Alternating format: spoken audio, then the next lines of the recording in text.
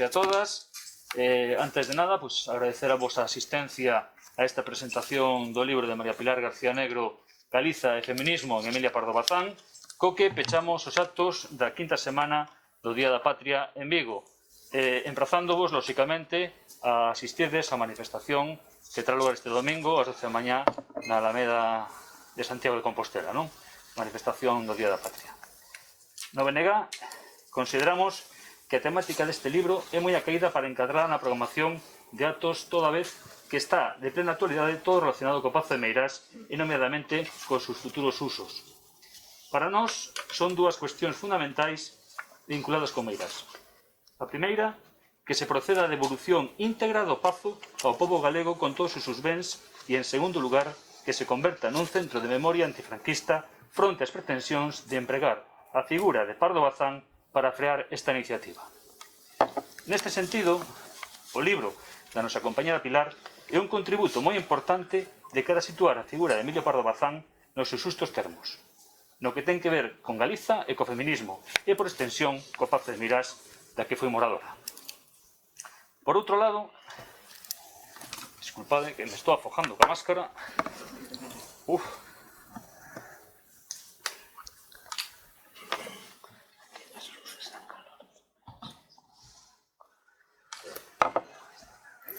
Moito mellor. Por outro lado, queremos agradecer unha vez máis a Gonzalo e a Maribel por a cesión da librería Cartabón para poder realizar esta presentación, así como a Enrique Alvarellos, editor do libro, e a María Pilar García Negro, autora, por a súa boa disposición a colaborar co BNG para facer que este acto sexa posible coa súa presenza hoxe en Vigo. Enrique Alvarellos, ademais de editor, é tamén autor e promotor cultural, casi nada nos tempos que corren para a cultura galega, desempeñando hai uns anos, e isto é unha licencia, bueno, que me tomo un pouquiño falado con el, non de perfil biográfico profesional, desempeñando labores de xornalismo aquí na cidade de Vigo nun medio de comunicación local, non?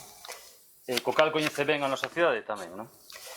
Pola súa banda, a profesora María Pilar García Negro é unha das nosas máis destacadas e reputadas sociolingüistas, comprometida coa defensa do noso idioma e da nosa cultura, non só desde un plano teórico, a través de multitude de libros e artigos en publicacións de recoñecido prestixio, senón cunha praxe e compromiso político exemplar do que é un bo testemunho o seu papel como deputada nacionalista no Parlamento galego no período que abarcou do ano 1989 ao ano 2003. Pola miña banda, nada máis. Simplemente deixo vos xa con Enrique e con Pilar que bueno, para que nos conten pois que son eles que realmente ten que ter o protagonismo deste acto e, sobre todo, achegarnos un poquinho o coñecemento da figura de Pardo Bazán e clarificar tamén o seu contexto e o que estamos neste momento vivindo coas polémicas que hai entre a nosa figura. Nada máis e moitas gracias.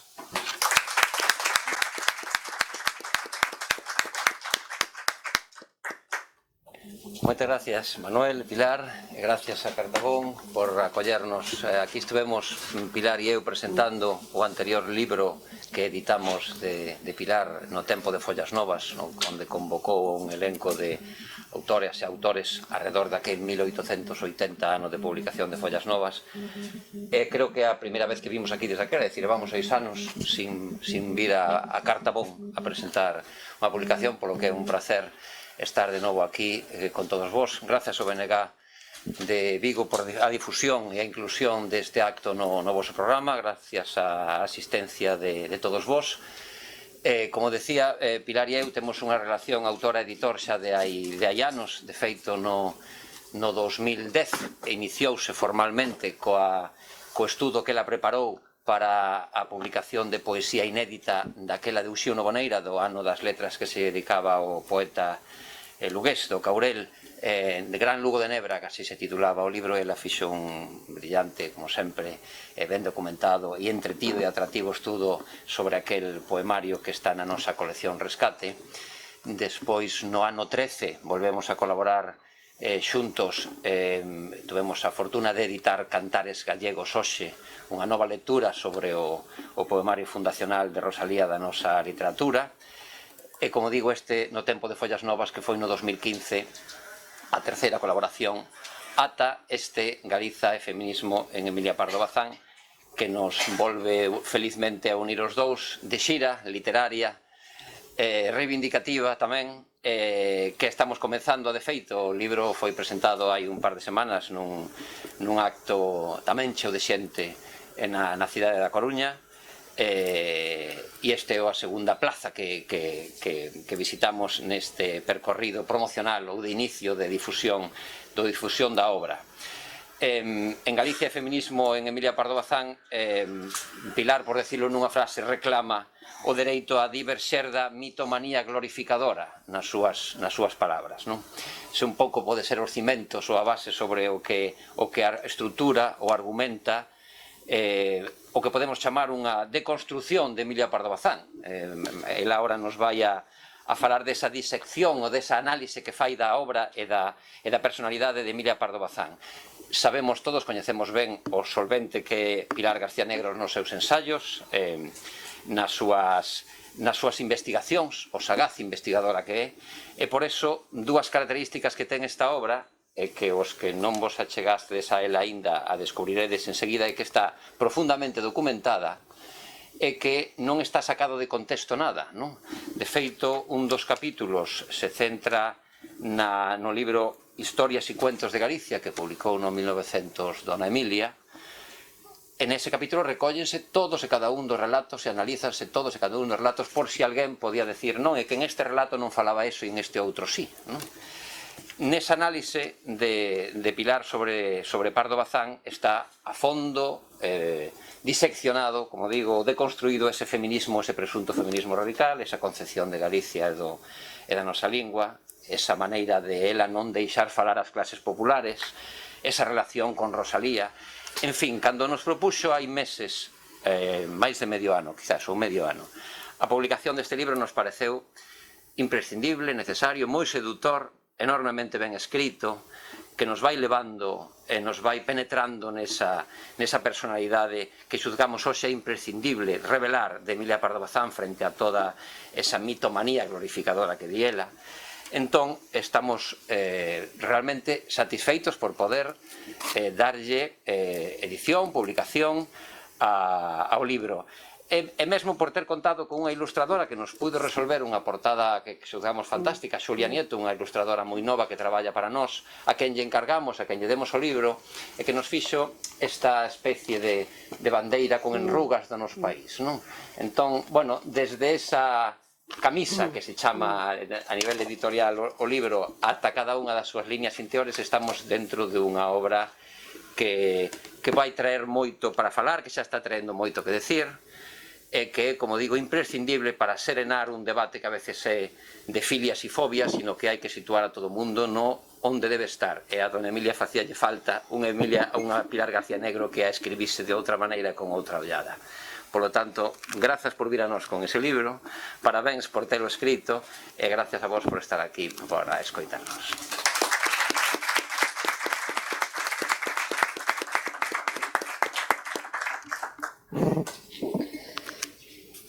En primeiro lugar, quero que as palabras iniciais miñas sexan de agradecemento profundo pola presenza de todas e todos vostedes aquí, de todas e todos vos. Nestes tempos é un gosto multiplicado aínda vérmonos de novo, tocármonos moito menos, mas que non se nos retire esa posibilidade de contacto, aínda que sexa limitado. Así que, de corazón, moitas grazas a todas e todos vostedes. Por suposto tamén a Maribel e a Gonzalo, tan bons anfitrións como sempre na libraría Cartabón, como moi ben lembraba Enrique Alvarellos, xa somos vellos coñecidos, e sempre estimamos en todo o que vale a xenerosidade e a hospitalidade que aquí temos. Pola miña parte tamén, claro está, moito agradecida ao compañeiro Manuel Caride e a un editor do que sempre subliño a súa eficiencia, a súa profesionalidade, o seu bon oficio, como é Enrique Alvarellos, non de agora ou neste libro, senón de anos atrás, e, por tanto, claro, pois os autores, a autora en concreto, eu, pois, estima tamén e agradece moito algo fundamental, que é o cariño e o cuidado que se emprega na edición, na composición de un libro. Pois ben, en segundo lugar, quixera, se me permiten, referirme a orixe de hai moitos anos realmente do meu interese, en primeiro lugar profesional, como profesora de Lingua e Literatura, claro está, por dona Emilia Pardo Bazán, e ten a ver mesmamente, en parte, polo menos, coa cidade de Vigo, porque o meu estudo primeiro, concebido como tal, sobre esta escritora, publicouse en 1989 nesta cidade na revista Festa da Palabra Silenciada, de maneira que xa moitos anos se teñen pasado. Xa no século XXI, xa no presente século, ese estudo foi publicado na revista La Tribuna, que depende do grupo de investigación e da Casa Museo que leva o nome de escritora na Coruña, vinculada á Real Academia Galega, e noutras publicacións, en Follas Novas, por exemplo, ou en Ágora do Orcellón, ou en fin, noutros formatos, pois continuei con algún traballo máis. Cando o ano pasado se comezou a falar xa con profusión da celebración do centenario do falecemento, o 12 de maio de 1921, de dona Emilia Pardo Bazán, hai un amigo de moitos anos atrás, colega tamén, compañeiro de traballo, o profesor Manuel Ferreiro, instoume ou recomendoume vivamente que eses estudos ou eses artigos meus de vello, que os organizase, que os completase, en fin, ao meu xeito, e que os organizase en formato libro, porque este formato ten pois unha perdurabilidade e unhas posibilidades de difusión e de manexo, e sobre todo de, como digo, de durabilidade, pois naturalmente moito maiores do que unha revista especializada ou de acceso minoritario.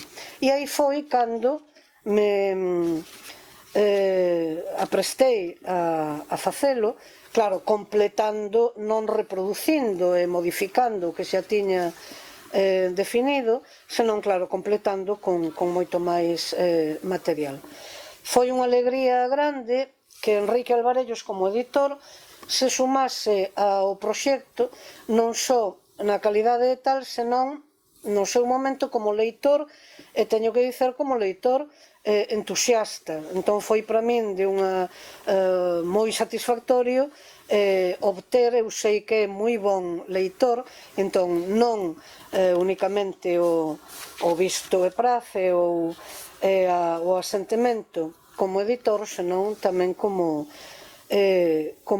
leitor. E aí o que tiven que someter a materia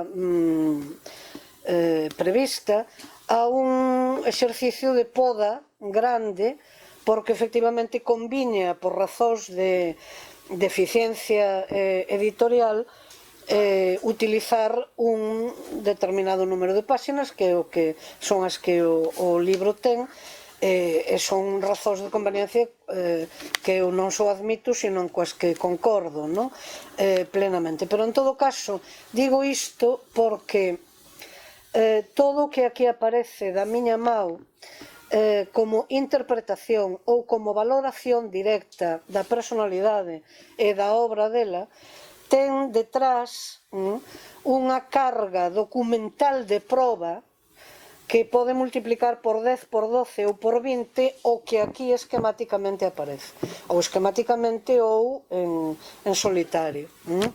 E isto sí que fica, digamos, a comprobación de quen quixer facelo, porque esta obra tamén quer ser un convite a non a acreditar ou a se adherir aos argumentos ou a interpretación que eu fago da escritora, senón a que se verifique, a que se comprobe directamente, claro, na leitura da súa obra, que en asuntos fundamentais non foi nunca, nen é críptica, senón todo o contrario. É absolutamente rotunda, explícita e cunha profusión declarativa e, por tanto, do ponto de vista moral, do ponto de vista ideolóxico, tamén do ponto de vista estético, que é moi agradecido valorar e comentar para quen se ocupa, ou neste caso eu, para quen se ocupou dela.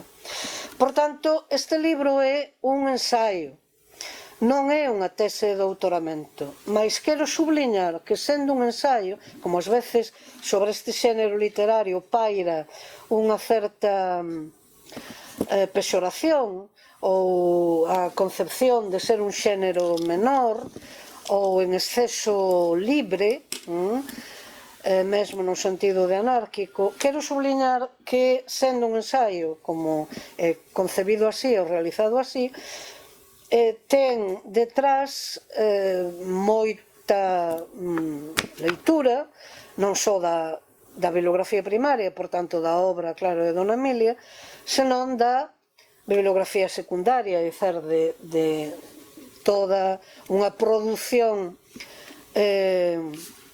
sobre a súa personalidade, sobre a súa obra, claro, de moitos anos atrás, e tamén de toda a vida recentemente. E tamén cumpre a característica de, como Enrique Alvarello xa comentou, de documentar ou de tratar de asentar calquer das afirmacións que se fai nos seus propios depoimentos, por tanto, na materia literaria ou na materia discursiva, que son as dúas que aquí se combinan. E outra razón máis de estímulo para poñerme maus á obra foi tamén unha comprobación que ten a ver con este segundo aspecto que citei, isto é, coa bibliografía secundaria, a bibliografía sobre ela. Entón, hai, grosso modo, todo un caudal bibliográfico, vamos dicer así, resumidamente, do século pasado, do século XX, que eu comprobei que entra, que eu xa o coñecía previamente, claro, pero que entra en franco contraste coa bibliografía sobre ela tamén do século XXI, mais, sobre todo, coa a vida nestes últimos anos, de 18, cando xa se comezou a configurar a celebración de efeméride. Por tanto, desde primeiros anos do século XX, pero nomeadamente, por exemplo, a biografía de Eva Acosta, reeditada este ano, 21, máis en orixe do ano 2007, a máis repetida de Isabel Bourdiel, pois é do ano tamén 2019, un afán de, efectivamente, como xa Enrique citou, de glorificación que pode ser entendível asociado a calquer efeméride. Eu comprendo perfeitamente, porque tamén eu o profeso, o entusiasmo ou a paixón por un escritor ou por unha escritora X, a que sexa, que se celebra, e que entón hai unha lóxica tendencia a imprimir paixón o entusiasmo ao tratamento, ao estudo que facemos, ou mesmo inclusive ditirambo, é dicir, unha tendencia ao eloxio acrítico. Mas neste caso, no caso desta escritora, e iso pode ter esa lógica que acabo de comentar, a mí o que me sorprendía e mesmo o que me alarmaba é que se comezou unha carreira bibliográfica e mediática disparada, absolutamente non encomiástica, sen máis, senón falsa, falsa por falsificadora. Isto é, por formatala ao gosto e a conveniencia do ou da comentarista. Hoxe, inclusive no mundo oficial, ninguén e ninguén, se non se declara ecoloxista ou se non se declara feminista. Dito así polo atallo, a distancia entre o declarativo e a realidade pode ser unha distancia abisal, xa o sabemos, pero entra dentro de un catálogo, e entón por aí de un catálogo do políticamente vendível ou do políticamente correcto. Entón, por aí, efectivamente, comeza a construirse un perfil, do ponto de vista da declaración feminista, de dona Emilia como non só feminista declarada, que o foi, apárcase calquer contraste entre o que é declarativo nela, o que é discursivo, e o que é a súa visión do mundo, da vida, das mulleres tamén, e da moral, en definitiva, da moral no sentido amplo do termo, na súa obra literaria, na súa concreción, na materia literaria, nas novelas, nos contos, inclusive en moitos artigos, iso non se toca para nada, e a partir de aí, pois mesmo, a ser debuxada como transgresora, inclusive como subversiva, como defensora da causa proletaria, no seu tempo, a través dunha novela como é La Tribuna, como pioneira. O adxetivo pioneira está tan gasto, está tan usado que xa non significa nada, porque se todo o mundo é pioneiro, ninguén o é, pérdese, quero dicir, isto é pura semántica elementar, claro, non é que opine eu, é así. En fin, por un lado. A segunda parte desta operación de refacción ou de reconversión inteira da súa figues, da súa imaxe e tamén da súa obra, pasa é máis rabuda aínda, porque pasa por convertela nunha escritora galega. Entón, claro, aquí temos a antítese non do que ela foi, senón do que ela foi, por suposto, e do que ela quixo ser e do que ela proclamou sempre ser. Ela definiuse a si mesma sempre como escritor español, SIC. Isto tamén ten un significado, non temos tempo agora de comentalo, pero en fin, entón como mínimo haberá que respeitar esa súa definición. Por si non fose abondosa, absolutamente exuberante, a proba de cargo. A proba de cargo é naturalmente toda a súa obra e toda a súa vocación e toda a súa biografía. Entón, a partir de aquí podemos retornar xa ás evidencias. Proclamemos unha evidencia que case que é unha redundancia, pero por si acaso convirá establecela. Estamos a falar dunha muller galega, de procedencia, galega de nacemento, dunha muller dunha preclara intelixencia, dunha capacidade e dunha vontade de traballo indesmayável, dunha modernidade na concepción da profesión literaria, sempre conceptuada como un oficio que debía ser pago, que debía ser retribuído, non un hobby, non unha distracción, e sen o menor complexo a respeito do monopolio masculino, onde ela sempre quixo penetrar e onde quixo sentar toda a súa autoridade e todo o seu prestixio. De maneira que isto, deixémolo claro, non vai a ser que se pense que estamos a falar de unha mindundi, dito coloquialmente, non? Ben, entón, a prol, o que se di moito menos é que a prol desta vocación sostida absolutamente durante toda a súa vida adulta con todo o afán, xogan factores moi positivos na súa vida, na súa biografía. A comezar por ser filla única herdeira universal dunha familia fidalga con abastado patrimonio, con rendas permanentes, con influencias por todo o país e con capacidade, unha vez trasplantado todo este esquema a Madrid, de facelo valer tamén en Madrid. É dicir, de tratarse de igual a igual coa nova aristocracia, pero tamén de entrar nos círculos máis selectos da aristocracia de sangue e de todo o que podemos denominar oligarquía española, gobernamental ou do sistema do xogo político español de aquela altura. Estamos, claro, no derradeiro cuartel do século XIX e nas duas primeiras décadas do século XX.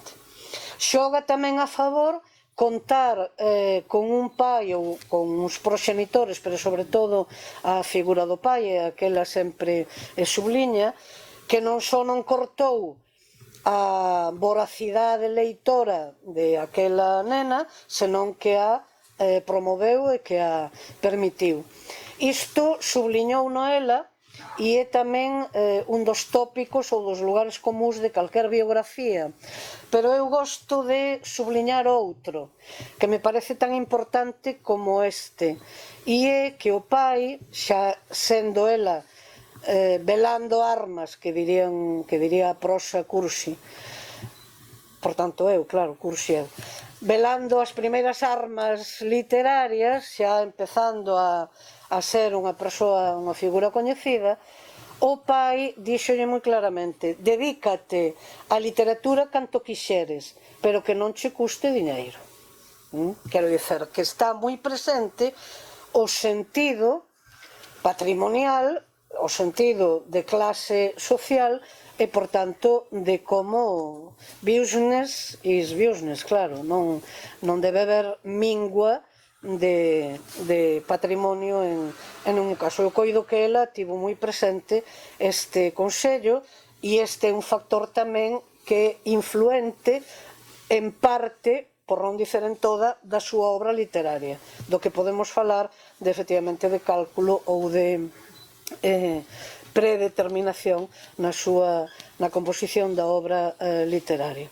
Outro factor que xoga a favor é a súa determinación clara de incluírse e triunfar no Parnaso ou no Olimpo literario español. Isto condiciona ou determina a súa instalación de vida fundamental en Madrid, na capital.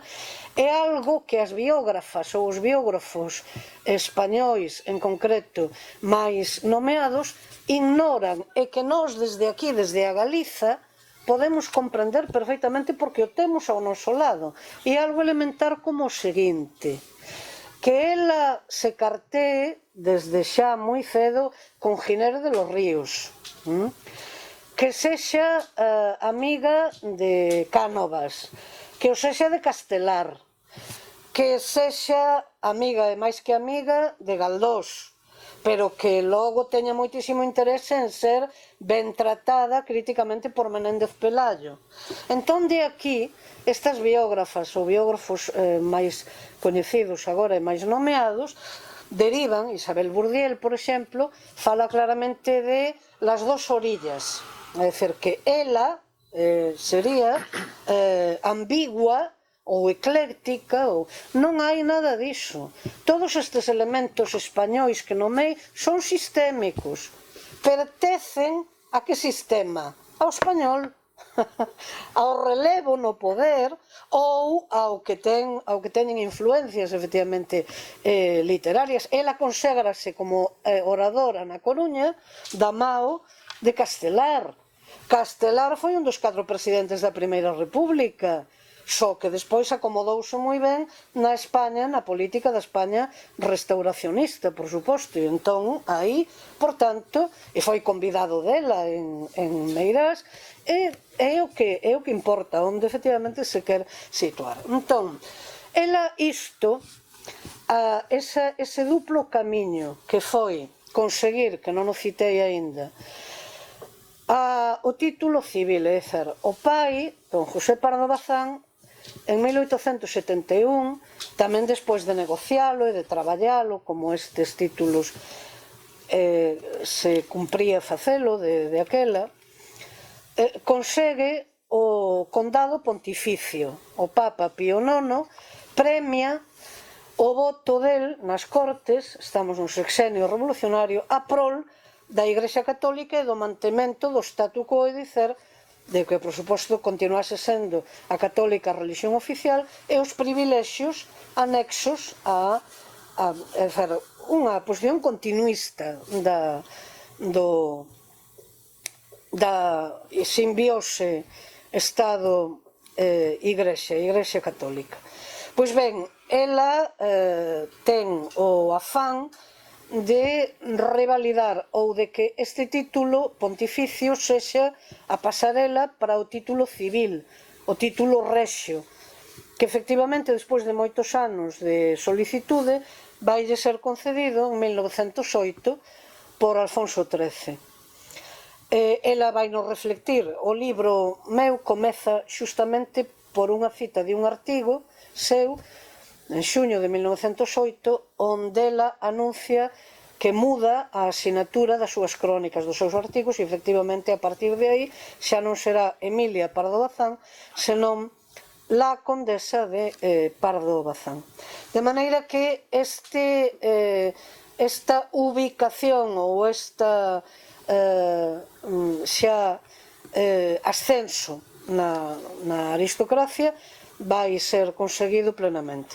Outros postos de honra tamén nesa carreira honorífica ou de galardóns ou de méritos que para ela era moi valiosa tamén foron conseguidos.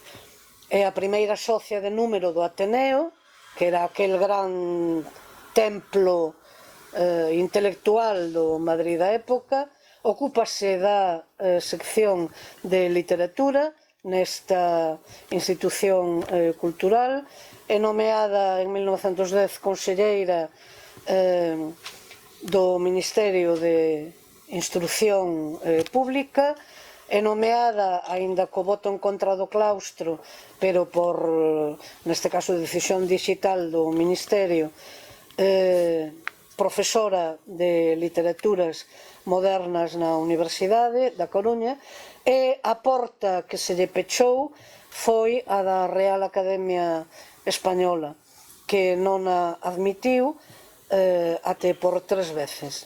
Con isto, con este equilibrio, a que me quero referir, a que ou ben ignoramos a toda a carga de misoxinia, toda a carga rancia, toda a carga reaccionaria destas institucións na España do seu tempo, ou senón a conclusión é a contraria a que tantas veces se ten escrito.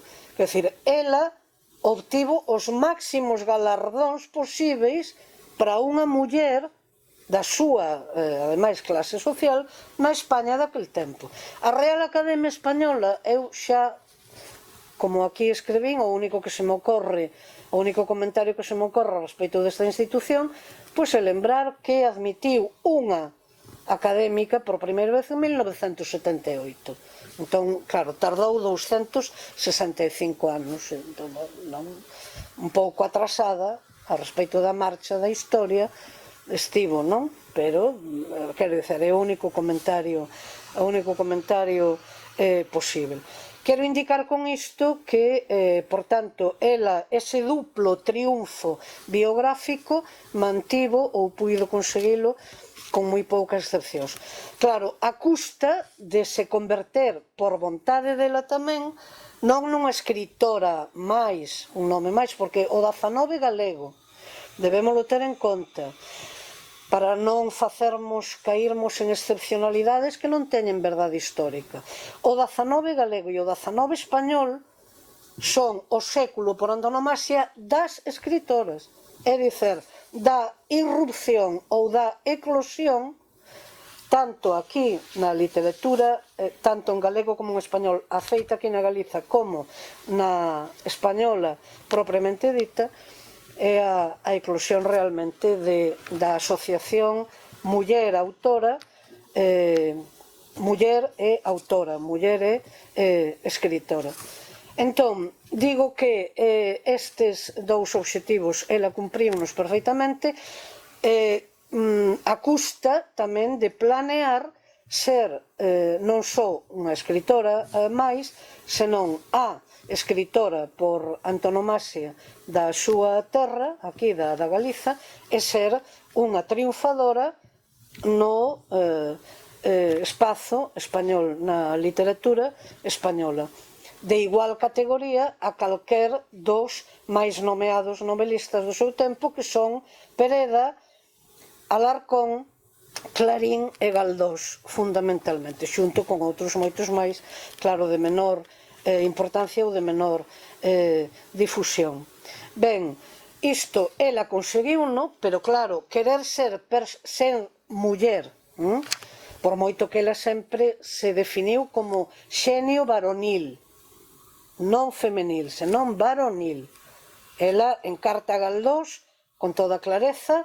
Por exemplo, escribe: hai dos órdenes de cualidades, las varoniles y las femeniles. Yo escojo las primeras y en paz.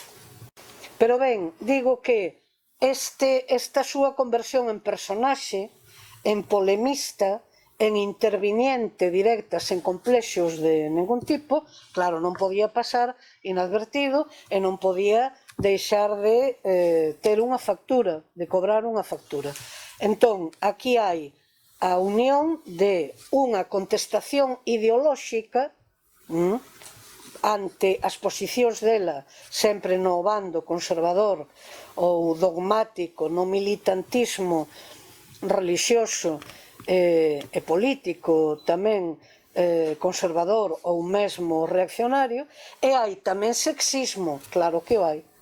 Ese sexismo, en maior ou menor proporción, en maior ou menor intensidade, padecérono absolutamente todas as mulleres, non ela en solitario, senón todas as mulleres intervinientes no ámbito público, no espazo público. E xa non digamos o castigo que tiveron Verbigracia, Rosalía de Castro, o castigo que tiveron si xa se afastaban ou contradicían completamente o dogma ou a ortodoxia imposta tanto do ponto de vista do xénero, da estereotipia masculino-feminina, como do ponto de vista político ou do ponto de vista moral, etc. Ben, entón, todo isto, a partir de aquí, cando ela xa é un nome absolutamente imprescindível, ou como un colega dela, Zorrilla en concreto, a chamou inevitável, pero claro, isto era con ironía ou con ferrete, non? Pois ben, cando ela xa é unha personaxe, non só unha escritora coñecida, senón unha personaxe imprescindível na vida literaria e política mesmo de Madrid, e desde logo tamén aquí, porque por moita queixa que ela formulase en tantas ocasións da súa terra de orixe, axiña foi galardonada, recompensada, recibida como unha auténtica emperatriz na súa cidade natal, na Coruña, estatua en vida, nome do teatro que dá a un edificio que somente durou 12 anos, pero que era un magnífico teatro, tamén na cidade da Coruña, en fin, e moitas máis homenaxes e recoñecementos. Entón, a partir de aquí a pregunta é: condiciona todo isto, toda esa súa liberdade electiva, toda esa súa escolla, condiciona ou non a súa visión da Galiza, da súa terra natal?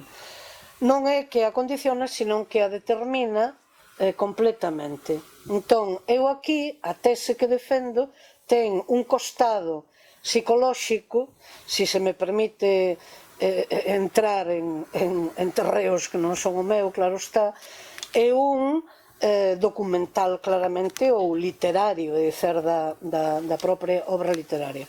O costado psicolóxico, por así dicer, é aquel onde eu coido que ela, para xustificar e legitimar esa súa opción, necesita formatar de xeito deformado e absolutamente inamovível a Galiza. É dicir, necesita transmitir, crear un universo galego. Por que digo un universo galego? Porque é moitísima obra que ten, narrativa, tanto novela como contística, é enorme a obra que ten de ambientación galega, de temática galega, en definitiva, de base galega, non? Entón, do punto de vista psicolóxico, habería esa xustificación, esa legitimación da súa opción, que é o que en sociolingüística ou en socioloxía en xeral chamamos deserción, e isto determina esa abundancia de mundo selvaxe, atrasado, sen futuro de ningún tipo, cheo de violencia, violencia patente, pero tamén violencia latente, un mundo comesto polos caciques, sen futuro, en definitiva, sen posibilidade de renovación. A expectativa dese mundo cal sería? Españolizarse máis do que estaba, moito máis, europeizarse, pero sempre a través da españolización, é dicer, poder conquistar estándares de lingua, de idioma, de cultura e de civilización do que ela consideraba horizonte, claro está, desexável, que sería o superior de España e de Europa, ese tipo de cosmopolitismo europeo.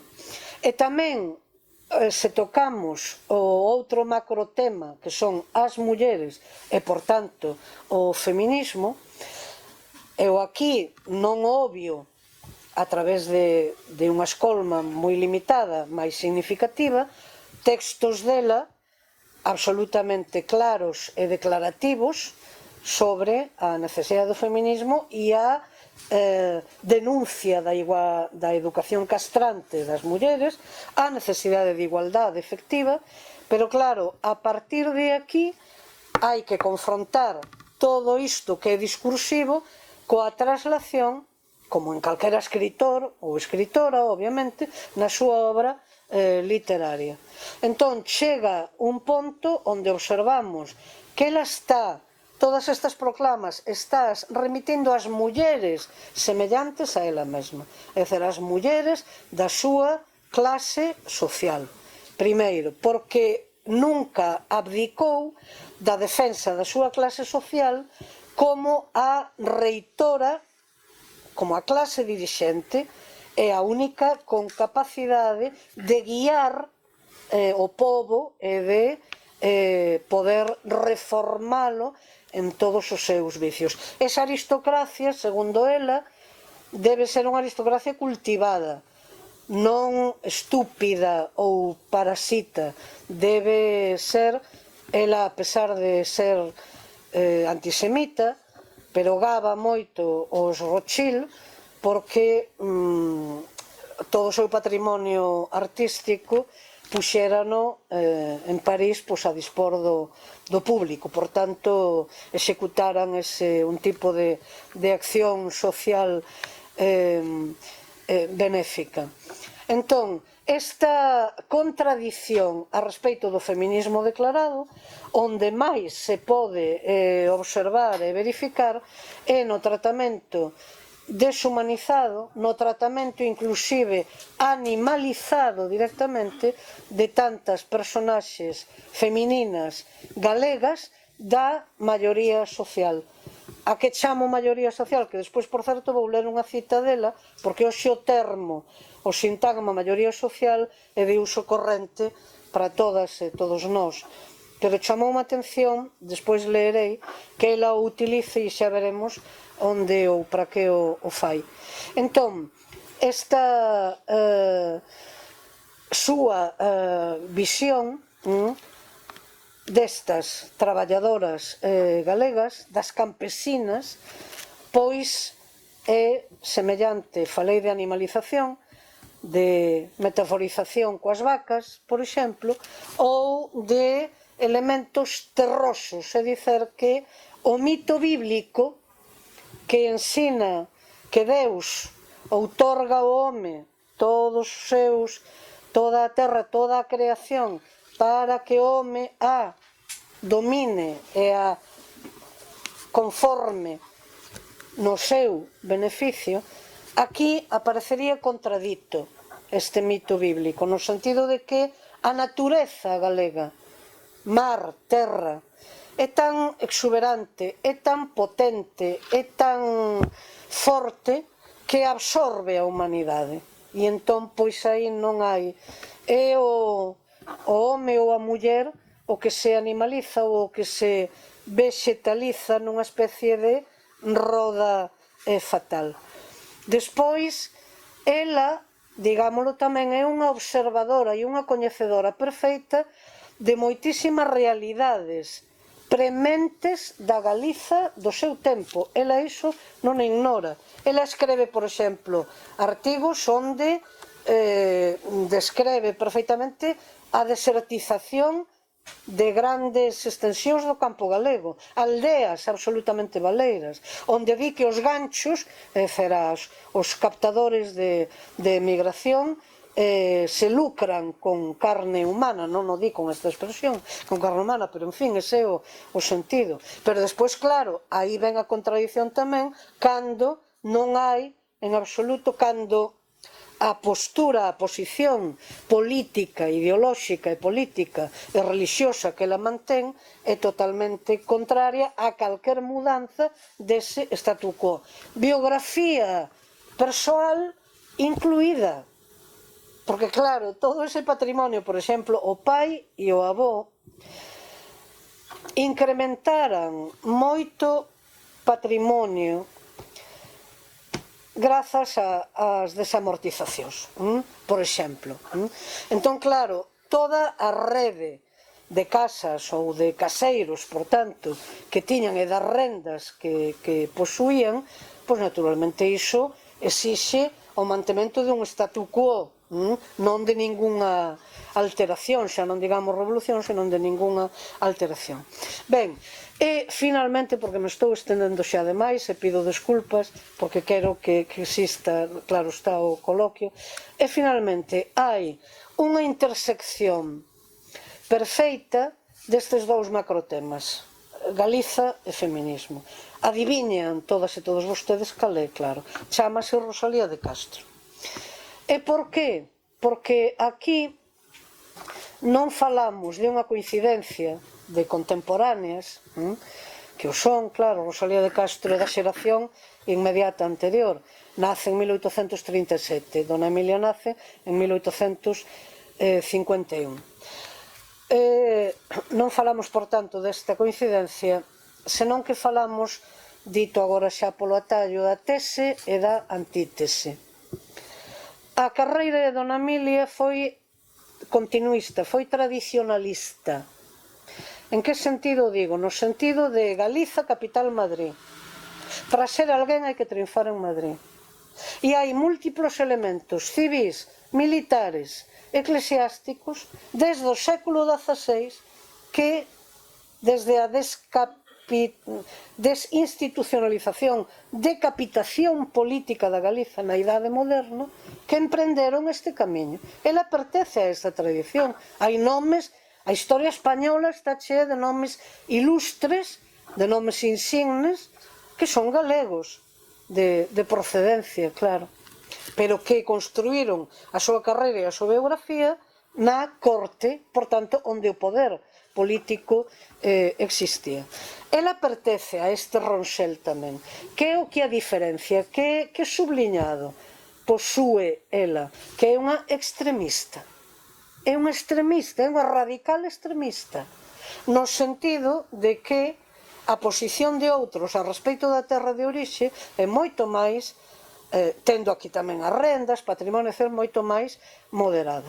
A viaxe de Rosalía de Castro é a inversa, é unha viaxe centrípeta, considerando Galiza centro.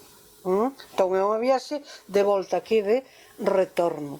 Pero ademais é que, claro, estamos a falar non só da inauguradora da literatura galega contemporánea, da literatura galega renacente, senón que estamos a falar da personalidade galega absolutamente única da nosa historia e da galega universal por antonomasia. E isto non por cariño ou por patriotismo noso ou por plus de afecto, senón porque a súa obra así o demostra. Non nos decatamos aínda ben, en pleno século XXI, da carga revolucionaria da obra que ela escreveu e, por tanto, protagonizou.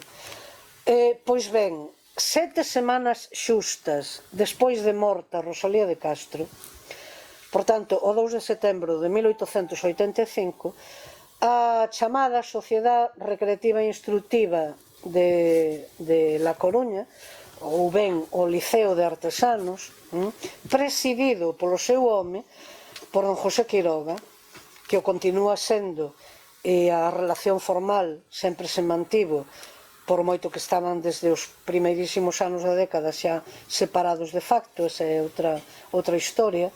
Pois ben, con Castelar, de grande figura da política española, organizan unha pretensa homenaxe, este é o pretexto, a póstuma a Rosalía de Castro. Claro, o primeiro e clamoroso pormenor que nos chama a atención é que non son convidados nen Murguía, nen as súas fillas, nen o fillo, en número de 5. Por tanto, que deberan ocupar un sitial de honra. Aí, neste acto, que se celebrou con grande asistencia de público, no Teatro Principal da Coruña, que respondeu, segundo di ela, con indecíbel entusiasmo a súa palabra, ela foi nomeada presidenta honoraria da sociedade e foi a súa estrea como oradora, sempre co padriñado de Castelar. Neste discurso, ela perpetra, non utilizo esta palabra agora humorísticamente, senón con toda a conciencia, un auténtico atentado sobre ou contra Rosalía de Castro. E utilizo esta expresión tan dura porque as valoracións ou as interpretacións hai que xulgalas sempre, o ponto de chegada en función do ponto de partida. A que me refiro? A que ela é unha muller, unha escritora intelixentísima, unha leitora exhaustiva, neste caso non, no caso da suposta homenaxeada non, pero en todo caso ela vese moi animada neste primeiro acto, despois vai haber moitos máis por toda Galiza, pero neste primeiro acto a xa formatar unha visión da escritora que a volve matar. É dito así, porque non hai pior cousa para esnaquizar, para destrozar un escritor ou unha escritora que considerala, e no caso dunha escritora máis, infantil, popular no sentido de inferior, precario, pícaro, melancólico, triste como a alma galega, etc. Agora, o que ela envolve en suposto eloxio son, por exemplo, palabras que din moito tamén dese binarismo home-muller que ela manexa, que eu antes citei. Ela di que los poetas regionales nos envuelven en la atmósfera natal, tibia como el claustro materno, compendia su musa lo pintoresco de nuestras costumbres y lo añejo y venerando de nuestras tradiciones. Son la infancia, son la fe, son la ternura. Isto é, nada que teña a ver coa literatura verité, coa literatura formal, coa literatura seria. E aínda, para a maior leña no lume, sobre Rosalía xa especificamente, está máis cerca del alma ingenua del pueblo, que es más capaz de comprenderle, de entrar en su orden de ideas, de interesarse por las pequeñeces que le preocupan. Ese es el principal encanto de Rosalía, haber expresado como poeta lo que entendió como mujer. Y no creáis que es cosa fácil, después de penetrar en el cerebro de la moza que va a la foliada o lleva la vaca al pasto, interpretar su pensamiento en forma poética, que no parezca al lector artificiosa y falsa. E xa, no final, cuando Rosalía habla por cuenta propia, como sucede en la mayor parte de los poemitas de Follas Novas, pidiendo al dialecto solamente la envoltura de su sentir, es sin duda un poeta digno de estima, pero que repite quejas muy prodigadas en la enfermiza poesía lírica de medio siglo acá. Así que xa temos a segunda morte culminada. Cantares Gallegos sí que o coñecía, sí que o interpreta, e é moi intelixente aí para detectar, por un lado, esta xibarización da literatura. É dicir, o popular é claramente inferior, acabamos efectivamente de ouvilo. Pero por outro lado, ollo, ela detecta que é unha literatura, e aí sí que inclúe citas de dous poemas de Cantares Gallegos, Castellanos de Castilla, por un lado, e por outro lado a resposta ao poema de Ventura Ruiz de Aguilera, contido no mesmo Cantares Gallegos, pois ben, ela aí sí que di que hai un perigo enorme, e ese perigo chamase separatismo. Por tanto, de ninguna maneira se podería consentir, porque a frase que utiliza en varias ocasións, pero nesta en concreto, España es santa en su unidad, inviolable en sus derechos. E aí é onde ataca ela, co cal, pois, o domingo próximo, si puidese, estaría dándonos cunha vasoira na cabeza, onde ela detecta que de ninguna maneira se poden facer equivaler os termos de tierra e patria, que de ninguna maneira. Galiza é únicamente la tierra, patria é única e exclusivamente España, e di que é España desde o trópico até o Finisterre, como diela, por tanto, en toda a súa extensión política e non contra a evidencia xeográfica. Ben, esta súa posición de...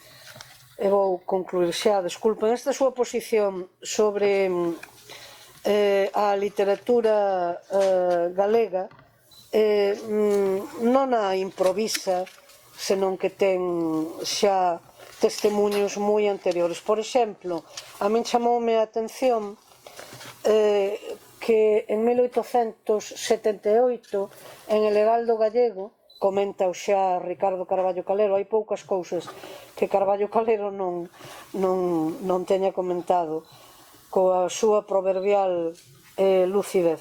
Pois ben, digo que en 1878, cando ela non era aínda case novelista, nen nome moi coñecido, pero en fin, era aquí na Galiza, sí, empezaba a selo.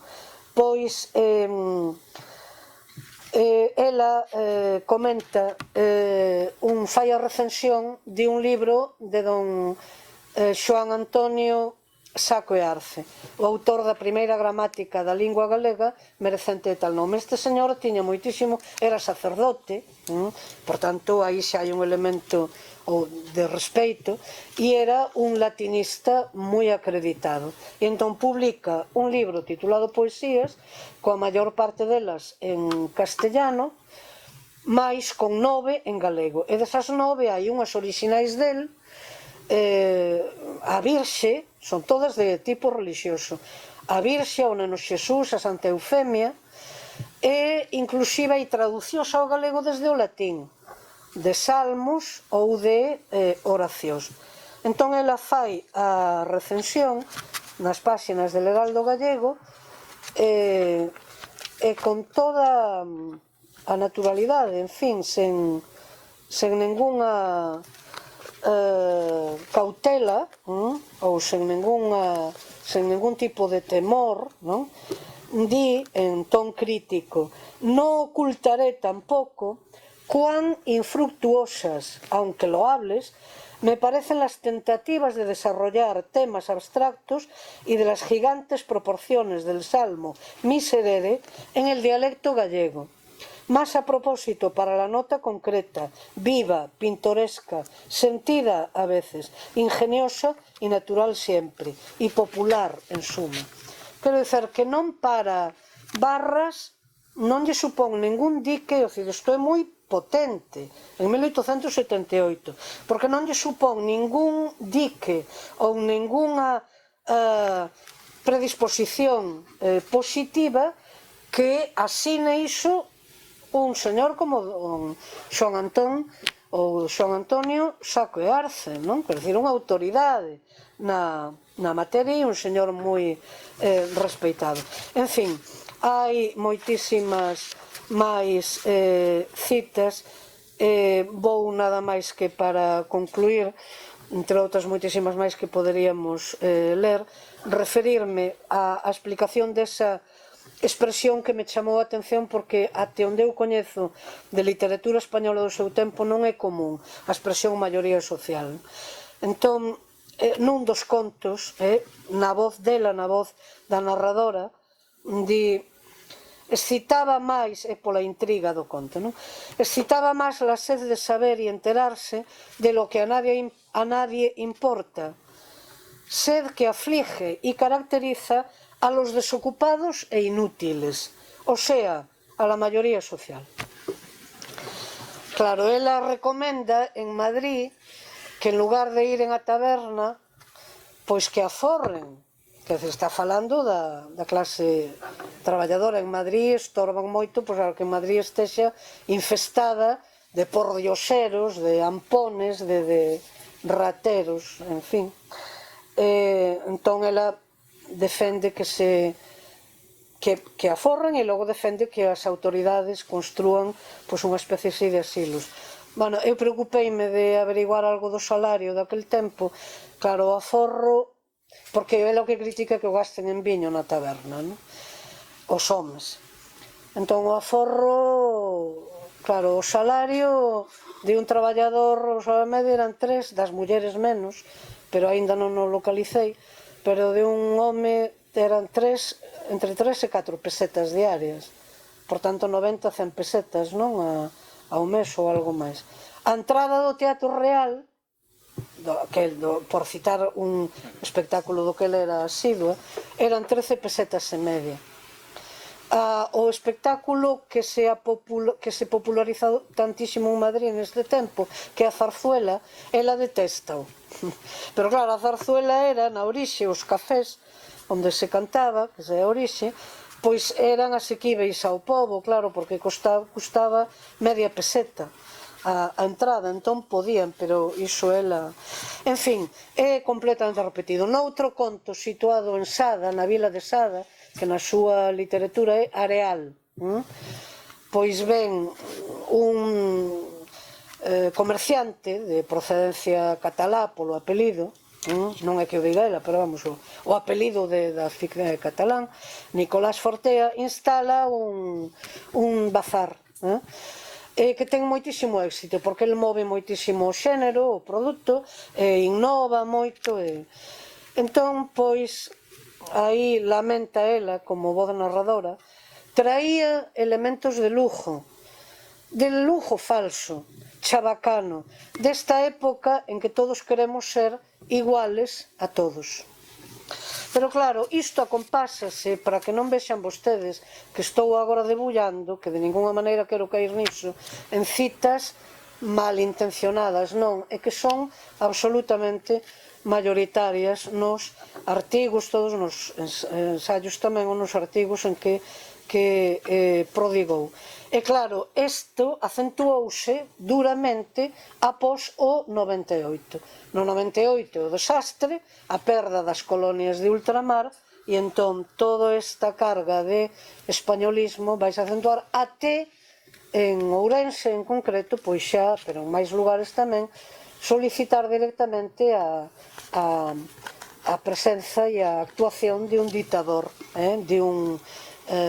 dun home, como ela o define, que poida resolver os vicios e as sevicias e todas as deficiencias da política restauracionista. Por tanto, todo isto eu considero que non se pode en absoluto desagregar ou desglosar ou trocear a conveniencia a respeito do conxunto, claro, da súa obra, e, por tanto, que ten unha incidencia directa no tema mulleres, por suposto, e no tema Galiza. E foi o que, modestamente, intentei, claro, con este libro, que inclusive, pois, tamén estabelece, porque é un elemento literario moito contrastivo, pois a relación entre Mi Romería, no ano 1888, que é unha obra dela derivada da peregrinación ao Vaticano, a Roma, para as bodas sacerdotais, as bodas de ouro do Papa León XIII, é unha obra de Curros Enríquez, que é a resposta claramente a esta, que é o Divino Sainete. De maneira que, por tanto, o que quixen foi, sobre estes dous temas en particular, poder compoñer unha imaxe que coido que acorde á súa textualidade e que podería estar acompañada, e por iso convido a leitura sempre de moitísimos máis elementos aínda documentáveis, mesmamente porque foi unha escritora moi explícita, como antes indiquei, moi rotunda, moi clara, e nese sentido, desde logo, moi agradecida para a análise e para o comentario, porque facilita moito poder estabelecer a tese correspondente. E todo isto diverxe, como xa Enrique Alvarellos indicou tamén na súa presentación, diverxe de unha corrente hoxe, non sei se denominala de pensamento líquido ou gaseoso, ou non sei de que índole, que pasa por querer conxuminar, querer casar elementos absolutamente contrarios. Entón, falase moito de contradicións dela, non se explicitan, porque hai que explicitalas. Entón, feminismo, ben, entón entremos por aí e explicítese, non se fai. Ela mesma ten un artigo onde di que a emancipación verdadeira das mulleres só se podía dar no seu tempo, dicía, nunha política socialista, pero despois abomina de calquera opción noutros lugares socialista. Dille a Curros que Curros se deje de socialismos e de comunismos e que escriba como debe ser, non? Quero dicir, porque ela quere formatalo tamén aí. De maneira que, pois aí está. Eso tampouco non sei. Fálase de ambigüidades, de eclecticismo, de uns contrastes moi enriquecedores. Claro, eu coido que descoñecer inteiramente o debate, ou mellor dito, os debates do século XIX, tanto o galego como o español, que é un século riquísimo, como ben sabemos, do ponto de vista ideolóxico, moral, literario ou estético ou artístico, en xeral.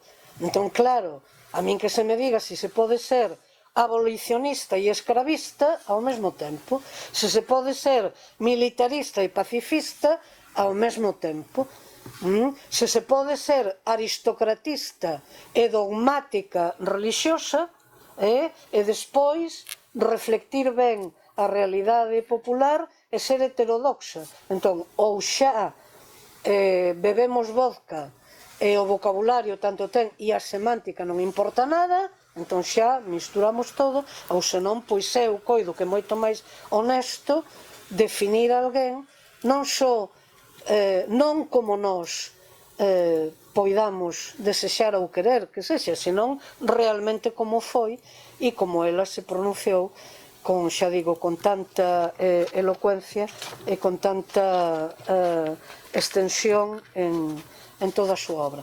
En fin, desculpas por andar demais neste camiño e moitas gracias. Se alguén ten unha pregunta ou facer un comentario... Sí? ¿No? Meu fillo, Se levanta ninguén, coño el libro diante e dille, mira, esta señora defendía a xente pobre, defendía as mujeres, non como aquí, que os defendes no papeliño, porque é para vender, pero na realidade eres unha aristócrata, chupadora da sangre do povo, ultra religiosa e unha falsa. Ninguén lle contestou. que eu saiba non. Hasta onde está recollido. Que eu saiba non. A prensa foi toda, desde logo, eloxiosa. 2 anos despois ela é recibida na Coruña triunfalmente. Así, eso sí que está, recolleuno na súa tese de doutoramento xa hai moitos anos, Francisco Rodríguez, con consulta hemerográfica directa, e aí eu esa prensa tamén a vin, tamén a coñezo, e é, vamos, como antes dixen, como unha emperatriz. Porque ela daquela, xa no ano 85, xa ten publicadas algunhas, efectivamente, novelas. Entón, o que a crítica, vamos ver, Murguía responde cunha serie de artigos publicados en La Voz de Galicia en 1896, por tanto, 11 anos máis tarde. Así que falar de vinga ou falar de represalia coido que non acai moito, non? En primeiro lugar. Pero é que aí que é o que está funcionando? Está funcionando xa aquí de forma na Galiza en xeral, pero neste caso na Coruña en particular, pois claro, a política e a cultura de xeito ecoico, non? É dicir, o que aquí, o que é bon, para ser bon, aquí hai que triunfar en Madrid, en definitiva. Pero claro, iso coñecémolo nos nosos días tamén, non? Non nos debera extrañar en absoluto. Outra cousa logo é que a maneira, que Deus me libre que non quero comparar, pero é un exemplo que se me acaba de acordar agora, a maneira de Fraga Iribarne, despois ela vai ser aquí onde ten un retorno e unha adoración que deriva de ter triunfado, de ser quen é ela por apelido, por nome e demais, pero de ter triunfado xa en Madrid. E entón, para a nosa, non sei, desgraza ou a nosa simplemente caracterización psicosocial colectiva, sabemos que efectivamente iso é así, e iso chega tamén aos nosos días, non? Entón, claro, aí o que vostede di é totalmente, sería totalmente lóxico, non?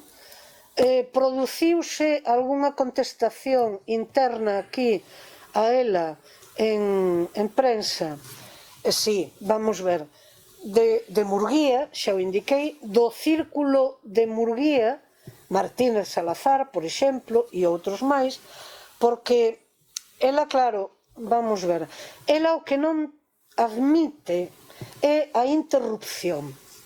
A interrupción de que?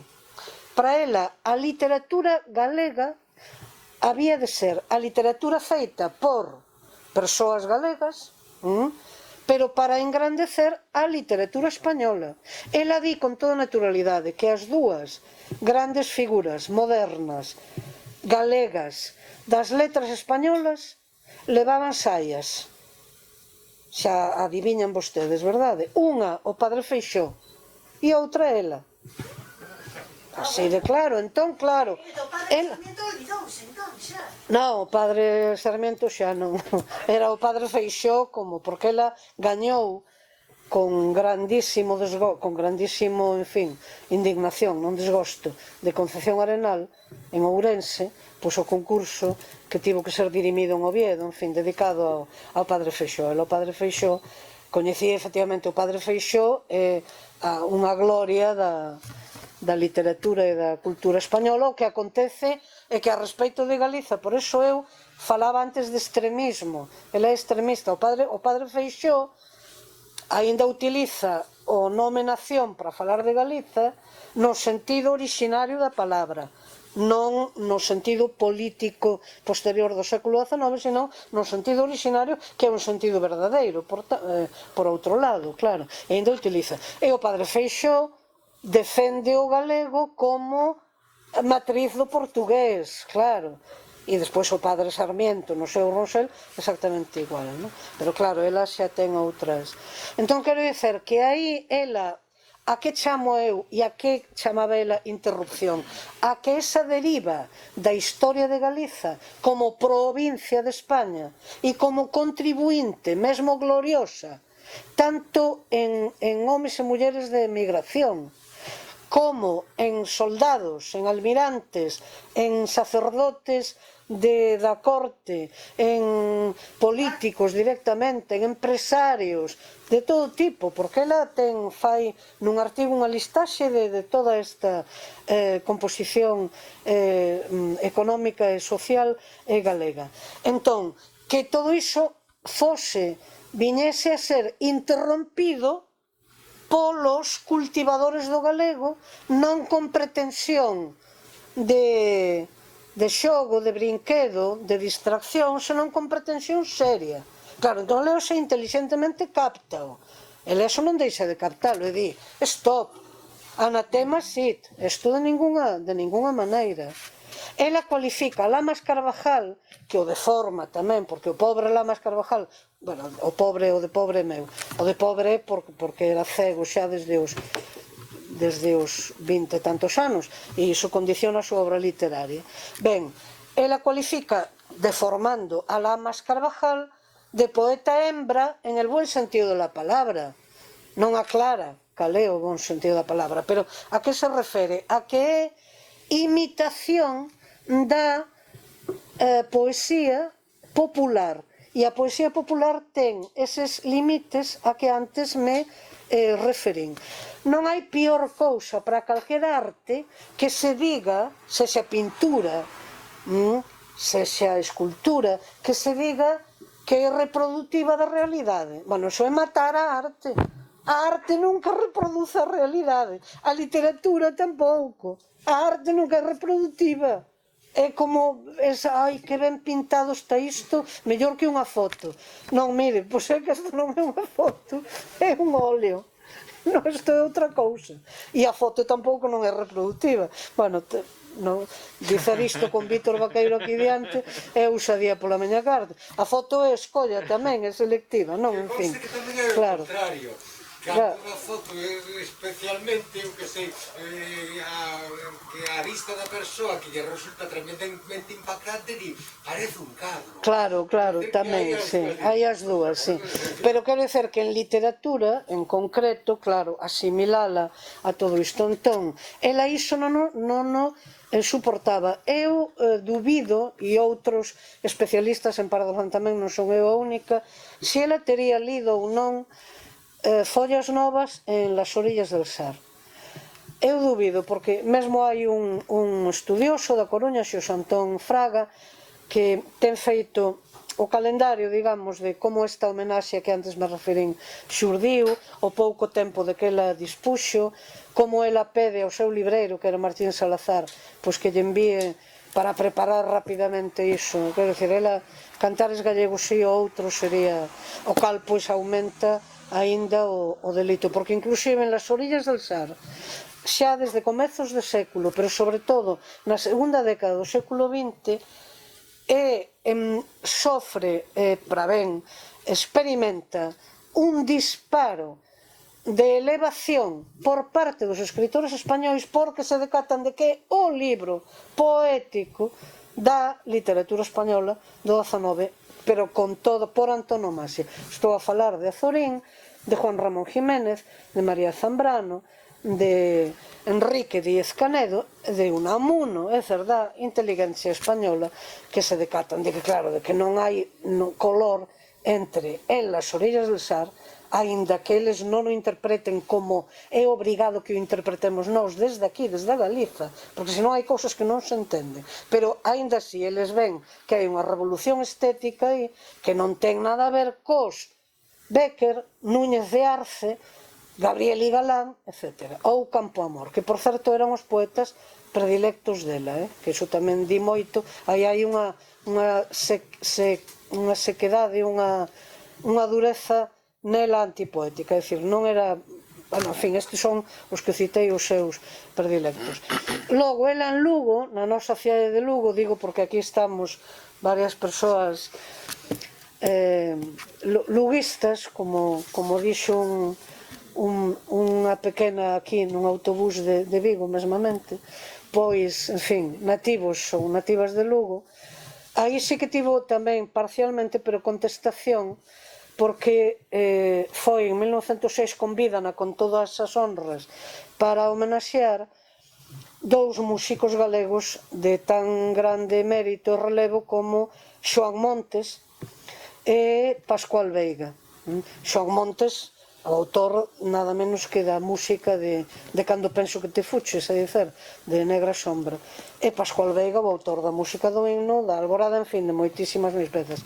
Pascual Veiga morrera en Madrid aquel ano, pero aínda tardaron 6 en poder levar os seus restos mortais a Mondoñedo. Pero en Lugo, claro, queren homenaxealos coa maior honra posible. Convocan efectivamente ela, eu lín o discurso enteiro, primeiro fala de Lugo, algo dos recordos da cidade, a primeira visita de nena e demais, e despois empeza unha discusión sobre a música como arte, e parágrafos e parágrafos sobre a música, e despois sobre a operística de Wagner. E claro, e onde está Xoán Montes e onde está Pascual Veiga? Ao final, nun parágrafo ao final. Todo o discurso dá a idea de eu chego a Lugo, en Lugo son uns paletos, uns ignorantes, uns animaliños, dá esa impresión de decir, eu vou a papanatar, vou falar da... Eu coñecín, e estou falando lóxicamente do século XX, elementos así, bueno, calquera dos que estamos aquí, supoño, non? Sí, bueno, que se veñe e que eu apapanato aquí con 4. E entón hai un diario en Lugo que si ousa criticar, bueno, isto é inadmisible, non? Onde está o nome dos nosos músicos, onde se, porque o acto era todo o ciclo de actos que preveron eran para iso. Pero, vamos, o dominante e o xeral non. O dominante e o xeral foi a elevación absoluta dela, como gloria xa, conforme pasaban os anos, como gloria xa da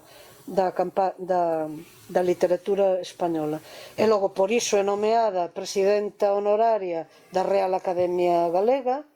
Ela conta desde aquí cando por terceira vez é inadmitida a súa candidatura para a Real Academia Española. Todo o mundo aquí, todo o mundo se emborca, todo o mundo se compromete con defendela a ela, inclusive personalidades que foron despois nacionalistas galegos tan eminentes como Ramón Vilar Ponte, como Antón Vilar Ponte tamén. Antón Vilar Ponte despois, claro, xa unha vez fundadas as Irmandades da Fala, xa a vai atacar directamente chamando a ilustre enemiga, porque ela nega que exista unha arte galega, e iso Antón Vilar Ponte sácalle o nervo todo e escreve un artigo moi esclarecedor dicendo que claro que é unha arte galega porque hai nación galega e, en fin, todo isto. Sí. dixo que cual é o obxectivo das feministas burguesas? Apañar as mesmas ventaxas, o mesmo poder cos seus maridos, pais e irmáns. Cual é o obxectivo das operarias socialistas? Abolir todo tipo de privilexios que veñan do nascimento e da riqueza. Para a muller é indiferente se o seu patrón é un home ou unha muller. Entón, quería facerte unha pregunta a ti, si ti acreditas que unha muller conservadora como Ordogazán estaría interesada na emancipación das mulleres. Nas da súa clase social, sí. Claro, ela o que propugna logo, ela detesta o que chama a burguesía. E digo o que chama porque, vamos ver, a sociedade aquela que quere pertencer e a política, en definitiva, que esta clase social ten detrás é a aristocracia, pero é burguesía tamén. Bueno, isto levaría máis tempo. Burguesía digo como ideoloxía e como fase correspondente do capitalismo, claro, no século XIX. Entón, vamos ver, ela, a muller chulapa, a muller maja de Madrid, a muller popular de Madrid, encontra moi simpática, moi graciosa, moi desenvolta, pero dificilmente educável. Dificilmente educável. A burguesía, ela, detesta, é dicir, diríamos hoxe, as clases medias, penso que con máis precisión, detestas porque representan para ela o espírito do quiero e no puedo. É dicir, entón aí nen hai esa vontade sacrificial e esa carga de traballo do pobo, das mulleres do pobo, hai unha imitación constante da aristocracia que vai en desdoiro ou en detrimento da propia aristocracia. Pero claro, vamos ver, se algo se generaliza, deixa de singularizarse, obviamente, deixa de ser signo de distinción.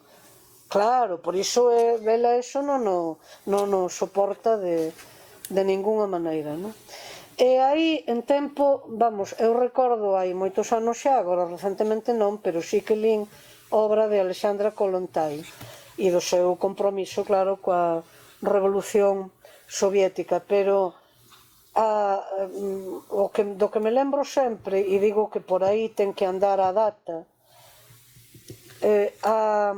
a denominada xa no seu tempo condesa rebelde foi Constance Markievicz, a militante do Sinn Féin, ministra, a primeira deputada desta formación política, independentista irlandesa, por tanto, encarcerada, detida tropecentas veces, encarcerada outras tantas, en fin, con todo ese historial, aí sí que se pode falar de condesa rebelde, digo, porque isto tamén aparece asociado a ela. E entón, pois, aí pola pregunta que fai vostede, pois claro, hai toda esta contradición de fundo.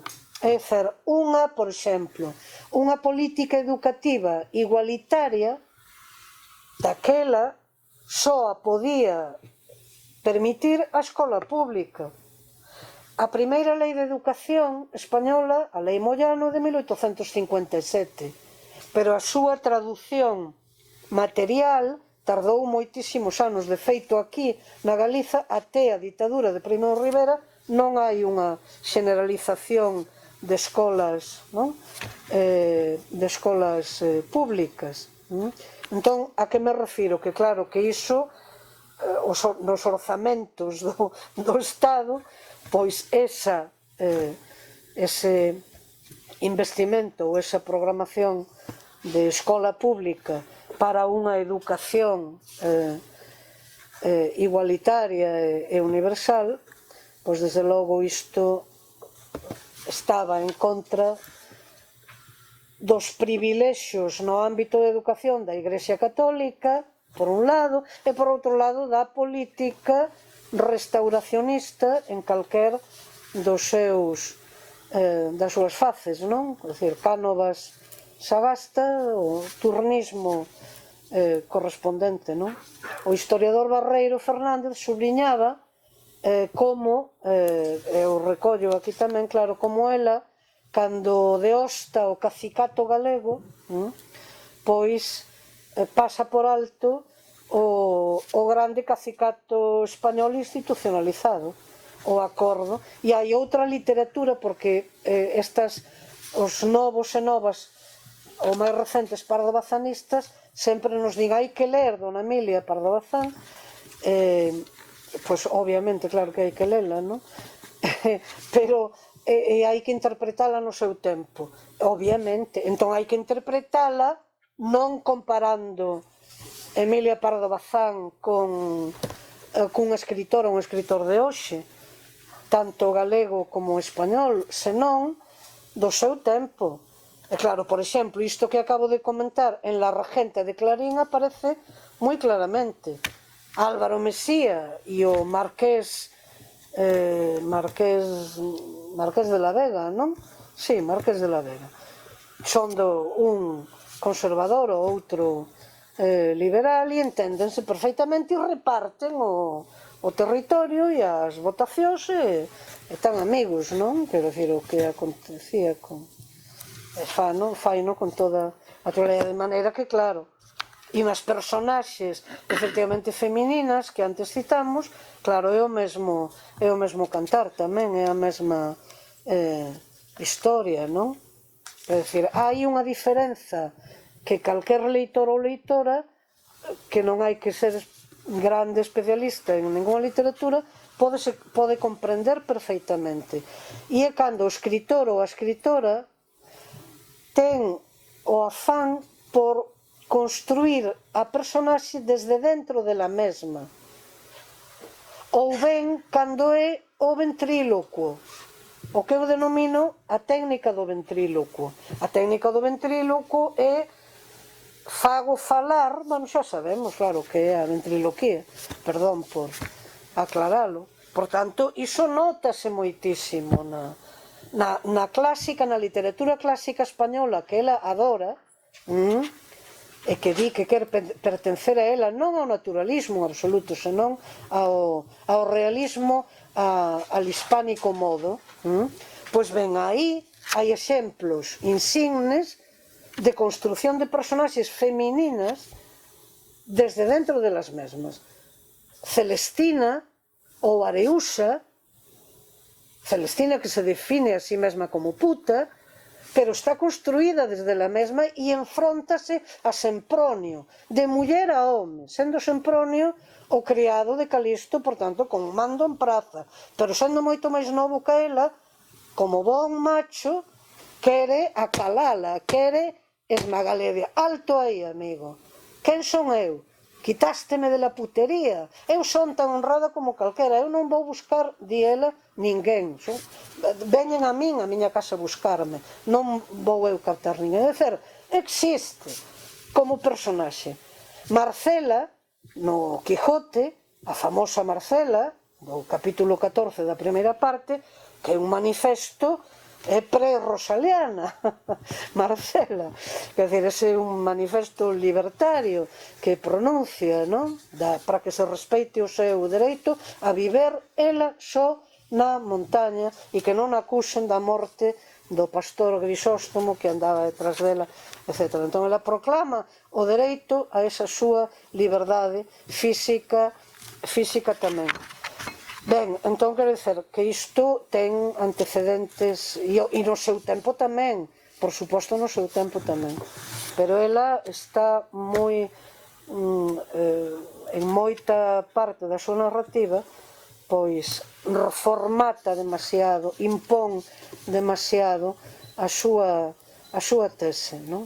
E nas personaxes, nas criadas galegas, criadas, labregas, etc., pois claro, sempre son subsidiarias da principalía de de que en sí podemos ver ben sentimentos, pensamentos, etc. Bueno, disculpen por tanta extensión. A Concepción Arenal, a defensora das mulleres que estaban na cadea, a señora, para ela era unha enemiga cerna, entón, para Emilia Pardo Bazán.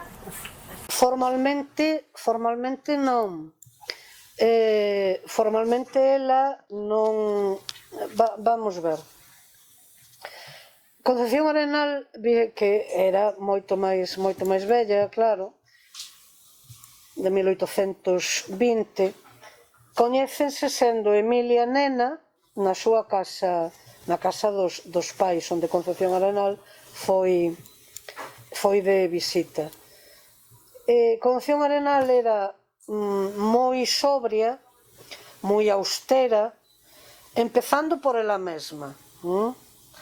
Entón, hai unha anécdota que todas as biografías repiten, é que entón o pai de dona Emilia, pois sendo Emilia nena, pois a miña filla, ponderou as virtudes, o talento da filla, o que xa escrevía e levoullo, e parece que Concepción Arenal dixo, xa, pero, é dicir, que non se dedicou a...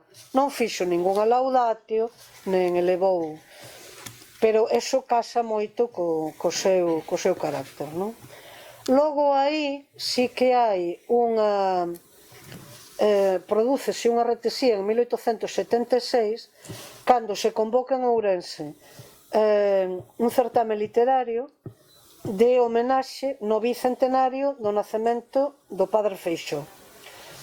Entón, aí non se poñen de acordo, todo aponta a que o pai de Emilia moveu e probablemente o seu home tamén, ou a familia do seu home, todo tipo de influencias en Ourense, en fin. O xuri non se pronuncia e fai remisión á Universidade de Oviedo da decisión do premio. E acaba premiada ela. Todo aponta, ou así desde logo as biógrafas como Ana Caballé de Concepción Arenal así o din, que a Concepción Arenal sentoulle como un tiro, porque claro, Concepción Arenal aquela altura xa tiña moita obra e moita experiencia e moita leitura e moita experiencia como reformista, como penalista, como filántropa, como, en fin, defensora das reformas das prisións, tamén como feminista no sentido de escritos sobre o porvir das mulleres, sobre o papel das mulleres, etc. Ben, entón, a partir de aí,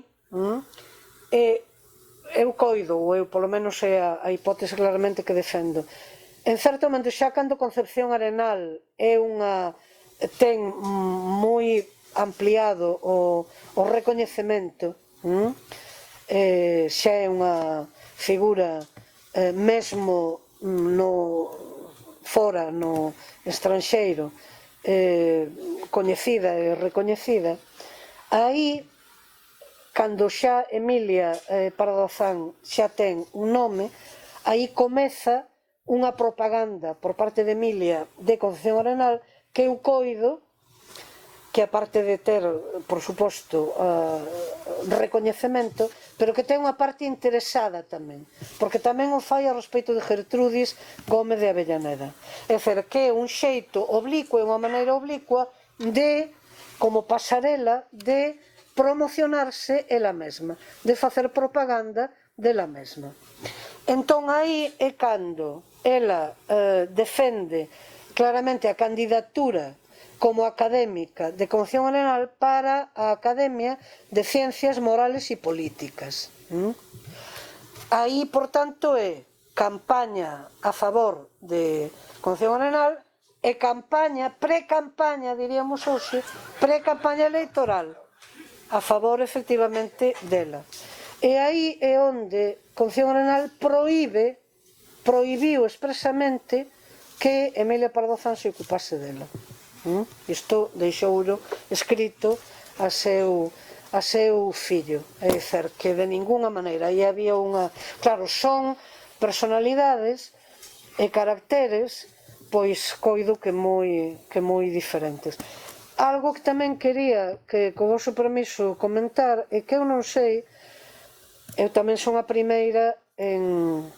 Antes falei do 19 galego e do 19 español como con un subliñado particular que é a intervención no espazo público das mulleres na canle fundamental e posible neste tempo que é a literaria.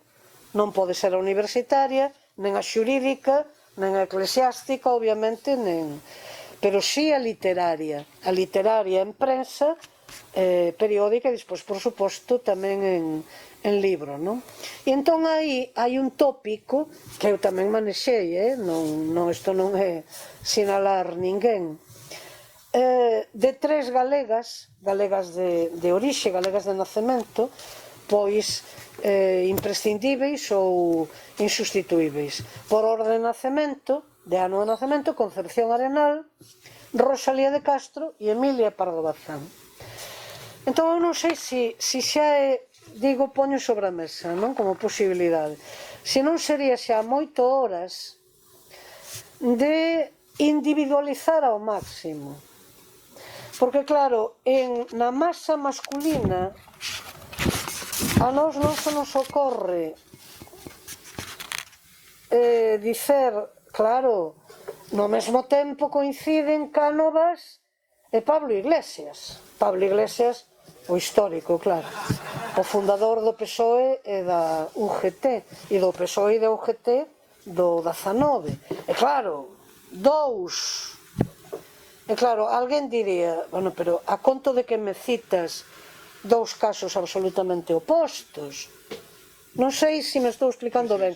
Quero dizer que non sei até que ponto estamos caíndo en que a excepcionalidade feminina provocada por unha marxinación, por unha discriminación sistémicas e perfeitamente programadas e de carácter secular, pois que nos pode levar a unha especie de, non digo totum revolutum, pero digo unha especie de mistura de, claro, home, sí, claro, como non, son mulleres, son galegas de nacemento, son intervinientes no espazo público, son escritoras, claro, podemos, por suposto, acumular, padeceron de moi diferente maneira, pero padeceron por ser todo isto que acá... Sí, por suposto. Agora, claro, a partir de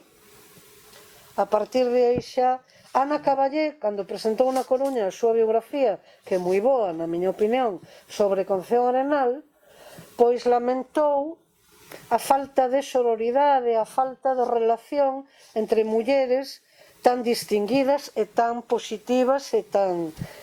E a falta inclusive de solidariedade, e eu permitinte comentar, despois xa tive ocasión de me cartear, en fin, con ela máis, ou de falar con ela de outro xeito, pero xa ali naquele acto dixenlle eu, claro, pero que estamos a falar de casos contrarios, claro, de casos absolutamente contrarios, e claro, aí Emilia, e aí diferenciase totalmente de Concepción ou de Rosalía, aí Emilia é monárquica profunda, pero non monárquica de sentimento, sexa carlista, sexa alfonsina, a monarquía, non monárquica de estética, non monárquica de ideoloxía política, senón monárquica de la mesma, claro.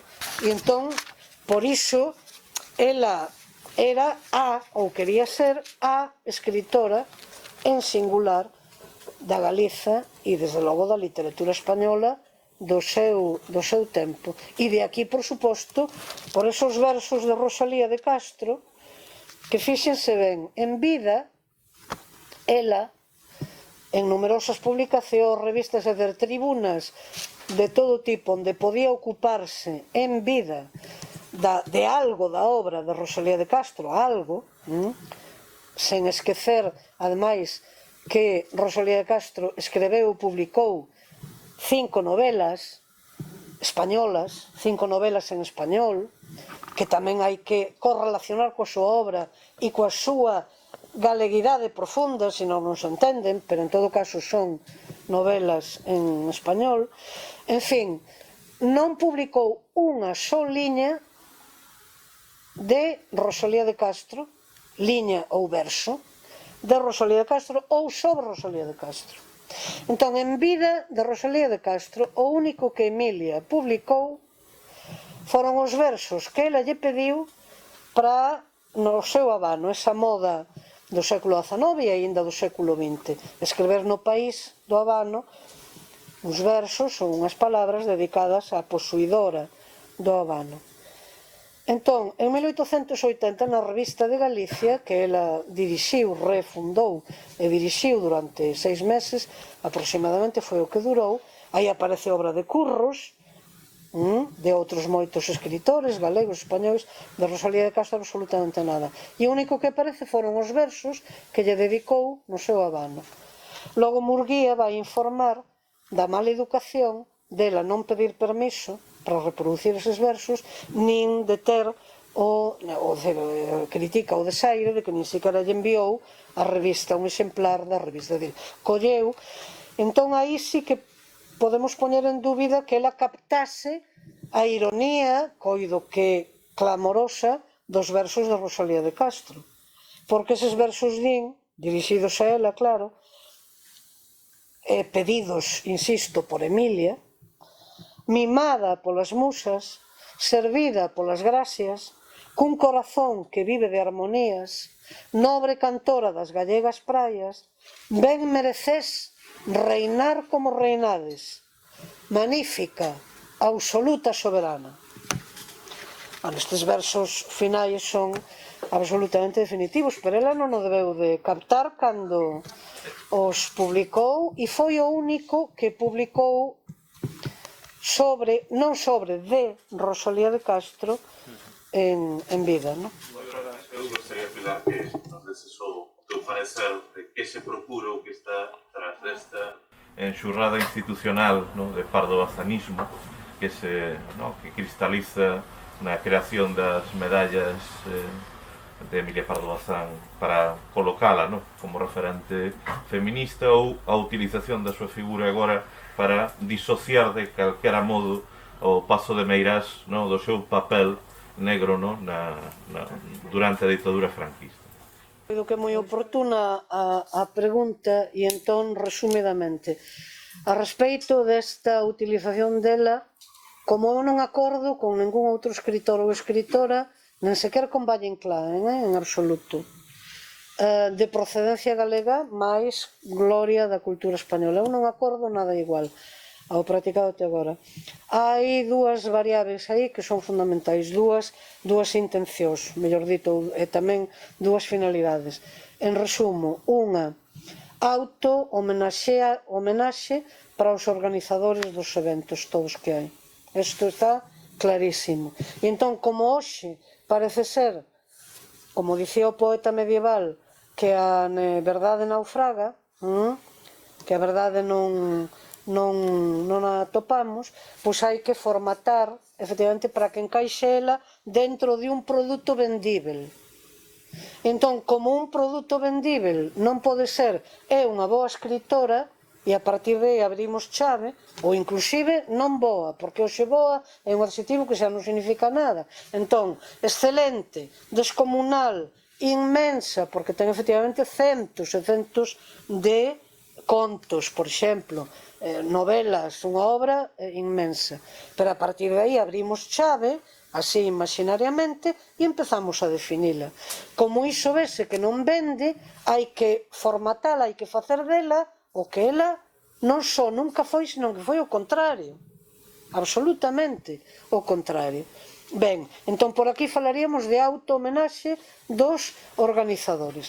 Organizadores bastante nugallaos, porque se eu fose pardo-bazanista de toda a vida, e os grandes bultos do pardo-bazanismo oficial levan moitos anos sendo, Eu non teño a boca calada a respecto dos 3.000 volumes da súa biblioteca encerrados en Meirás, que menos que unha campaña para, independentemente do destino de Meirás e de todo o que envolve as torres de Meirás, independentemente diso, resgatar a súa biblioteca. É dizer, a parte estes casi 3.000 volumes que continúan aí. Eu non tive a menor noticia de que iso fixese. Pero o segundo obxectivo e a segunda finalidade desta refacción é, como diría ela mesma, brutalmente ideolóxica. E consiste no seguinte: para pintar algo culturalmente, sendo galego ou galega, hai que pasar pola alfándega española e triunfar en España e ser alguén en Madrid. Madrid, quen di Madrid, di hoxe, Madrid no seu tempo, Madrid-París, que París era a grande capital. Hoxe, o que queiramos, New York, ou, en fin, o que quixéramos. E ese é o modelo que se propón, que se quere, efectivamente, propoñer. E aínda, en terceiro lugar, a finalidade absolutamente falsaria, e contra isto, se me permiten, quero prevenir, porque me parece unha auténtica indignidade, de convertela da aduanada, de convertela no que nunca foi, que é escritora galega. Claro, entón, Carballo Calero hai case 50 anos que estableceu claramente e con toda a rotundidade do positivismo e do rigor que caracterizaba a súa prosa. A literatura galega é escrita en galego. E mesmo pon exemplos, e mesmo cita Los Pazos de Ulloa, como novela, efectivamente, dela, pero de ambientación galega, pero pertencente á literatura española. Entón, claro, contra que quero prevenir? Contra que está circulando obra dela, contos dela, ou frases dela, en certa bibliografía, en galego, como se ela o escrevese así. Iso é unha deshonestidade completa. Ela non escreveu, claro, en galego, como ia escrever en dialecto. Ela consideraba, ela coñecía, sabía perfectamente que o galego fora unha lingua de grandísimo esplendor literario, que era unha lingua con toda esa historia potentísima detrás, pero, segundo ela, era unha lengua venida a menos, convertida nun patuá, e, por tanto, xa inhábil e inepta para calquer cometido formal e serio de unha literatura institucionalizada como tal e con esa formalidade, digo, e con ese futuro, non? Entón, claro, todo isto, aparte que realmente eu aí ler en galego, bueno, primeiro vou falar moi francamente. A min traducir ao galego a Dona Emilia equivale a chamarme idiota, pero idiota profunda. Pero profunda. Porque, vamos, se non sabemos ler as galegas e os galegos de hoxe, arredemos e sabemos ler español. O que non sabemos ler é galego tantas veces. Claro, ese é o problema, o quiz da cuestión. Claro, ou inclusive literatura galega clásica, onde pode aparecer un vocabulario tan rico que nos leva ao dicionario. A min, polo menos. Claro, ese é o problema. Ou o esgazamento do portugués, por exemplo. Ou outros moitos problemas que temos. Entón, que necesidade hai de traducir? Pero, aparte, é realmente masoquista. Claro, é un exercicio de masoquismo. E se se obrase o milagre da resurreición, pois a ela dalle un síncope, por outro lado, claro, colapsa, vamos, colapsa totalmente, porque verse en dialecto. Entón, todo isto está aparecendo. E logo, moi brevemente xa, porque eu aí, no meu, é un tema de actualidade, pero eu advirto, ou quero advertir, que aquí falo única e exclusivamente de literatura de Pardo. A única mención exclusiva, a única, absolutamente, que fago de Meirás é nunha recapitulación, exactamente digo, as torres de Meirás En fin, son un emblema monumental, longamente soñado e tenazmente realizado, da súa aristocracia en exercicio plenamente asumida e exteriorizada. Unha aristocracia á que dá brillo único e intransferível a súa literatura, conceptuada non só como espello dos seus altos dotes intelectuais, senón como contributo directo á elevación de España, porque así se define ela no artigo en que anuncia, como antes indiquei, a mudanza de asinatura de Emilia Pardo Bazán a la Condesa de Pardo Bazán. Entón, ela di que é non por casualidade, senón porque a súa literatura cumpre unha función social moi clara. É dicir, ela defínese, ou polo menos eu así o leo, como unha intelectual orgánica, claro, directamente, non?